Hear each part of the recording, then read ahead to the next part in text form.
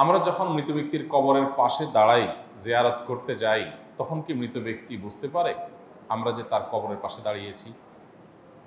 আমরা যখন কোনো মৃত ব্যক্তির কবরের পাশে দাঁড়াই, জিয়ারত করতে যাই, সালাম পেশ করি, তখন তারা সেটা টের পান।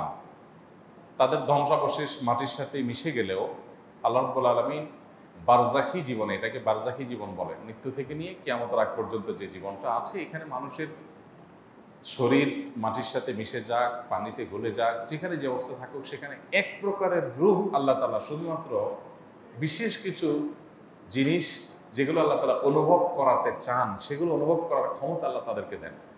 এর ভিতরে একটা হলো এটা যে কোনো ব্যক্তি তার কবর জিয়ারত করতে গেলে, কে আসলো জিয়ারত করতে, সেটা তিনি টের পান। সালাম যখন দেন তখন সালামের জবাবও তিনি দেন, সেটা আমরা শুনতে পাই না, জাস্ট এটুকু। এটা বহু সালাফদের মত। ইমাম ইবনে আব্দুল বার রাহিমাহুল্লাহ, বরাতি ইবনুল কাইয়িম রাহিমাহুল্লাহ, অনেক ইমামগণ এ বিষয়ে অনেকগুলো হাদিস উল্লেখ করেছেন। যদিও আপনার সমকালীন ওলামাদের মধ্যে শেখ বিন বাজ রহমতুল্লাহ আলাইহি, সৌদি আরবের সাবেক গ্র্যান্ড মুফতি, উনি এ বিষয়ে ভিন্ন মত পোষণ করেছেন, আর অনেকে ভিন্ন মত পোষণ করেছেন। তারা বলেছেন যে মৃত ব্যক্তি টের পায় কি পায় না, এই বিষয়টা হাদিস দ্বারা চূড়ান্তভাবে, পরিষ্কারভাবে, ক্লিয়ারলি প্রমাণিত না। বাট তারা আবার এটাও বলেন নাই যে মৃত ব্যক্তি টের পায় না। তো উভয় মতকে সামনে রেখে আমরা বেশিরভাগ সালাফ বা পূর্বসূরি ওলামাদের এই ক্ষেত্রে যে মতামত পাই, সেটা হলো যে তাদের মতামত হলো হাদিসের আলোকে যে মৃত ব্যক্তি তার পরিচিত অপরিচিত যে কোনো ব্যক্তি কবর জিয়ারত করলে তাকে যখন সালাম পেশ করে, তখন রব্বুল আলামিন তাকে এই সালামটার জবাব দেওয়ার জন্য যে রুহের প্রয়োজন, যতটুকু অনুভূতির প্রয়োজন, সেই মাটি ধ্বংসাবশেষ যেখানে যে অবস্থা আছে অতটুকু আল্লাহ তাআলা ফেরত দেন এবং তিনি রিপ্লাই করেন, সেটা আমরা শুনতে পাই না, জাস্ট এইটুকু।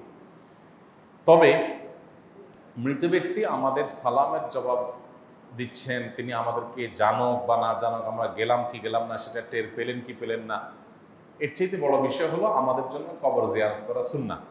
আমরা দূর থেকে তাদের জন্য দোয়া করলে সেটাও তাদের উপকারে আসবে। কাছে যেয়েই দোয়া করতে হবে এটা জরুরি না, কিন্তু কাছে গিয়ে সালাম পেশ করাটা সুন্নত। আমরা কাছে গিয়ে সালাম পেশ করলে আলাদা সওয়াব হবে। এই জন্য সাধ্যে থাকলে অবশ্যই কবর জিয়ারতের চেষ্টা করা উচিত। নবী করিম সাল্লাল্লাহু আলাইহি ওয়াসাল্লাম বলেছেন, জুরুল কুবুর ফাইন্নাহা তুযাক্কিরুকুমুল আখিরাহ, তোমরা কবর জিয়ারত করো, কারণ কবর জিয়ারত তোমাদেরকে আখিরাতের কথা স্মরণ করিয়ে দেয়।